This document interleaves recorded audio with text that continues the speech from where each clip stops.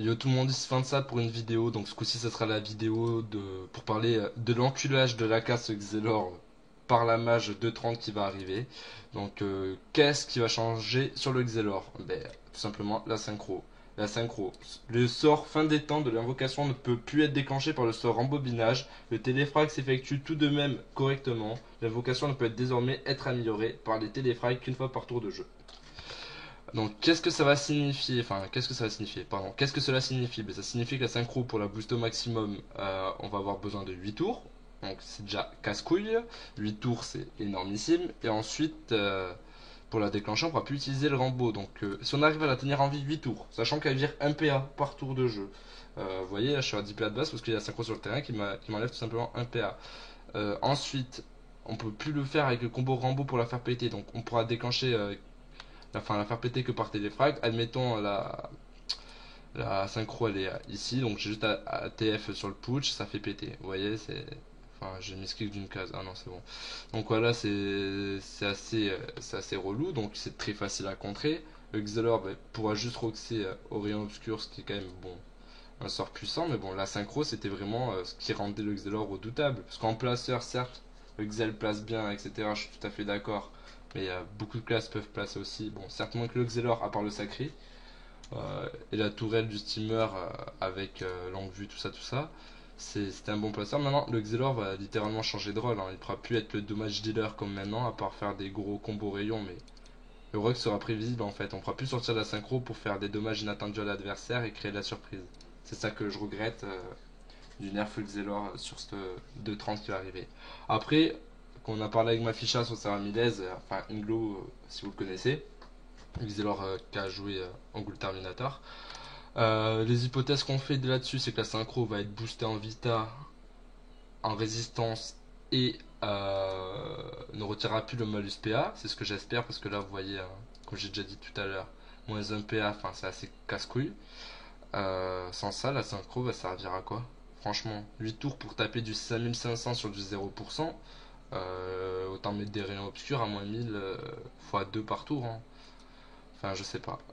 Le Xelor, moi je vais changer mon Xelor en héliotrope, c'est plus possible de jouer une classe qui se fait littéralement enculer comme ça.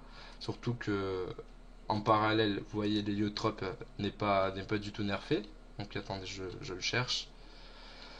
Petit hélio-T, bon, il n'y a rien, voilà, il y a rien sur l'hélio, c'est plus simple, pas du tout nerfé. Après, les cras, pour moi, vu les paillettes des coups critiques, eh bien, ils sont augmentés. Certes, ils réduisent certains dégâts, mais c'est parce que les paliers changent. Donc en gros, les dégâts vont rester similaires, voire être améliorés grâce aux paliers de coups critiques qui changent. Euh, donc en Kama, pourquoi enfin, rendre une classe aussi forte que le Xelor qu'il a été, mais même si c'était fort, mais c'était pas non plus abusé, contrairement. Enfin, si c'était abusé, mais pas plus qu'un Elio ou qu'un Sadi dans une team, quoi. Le Sadi qui peut fraction tous les tours, donc c'est cheat, mais bon. Dans un autre rôle, c'est un rôle de protection, mais bon, c'est quand même cheaté.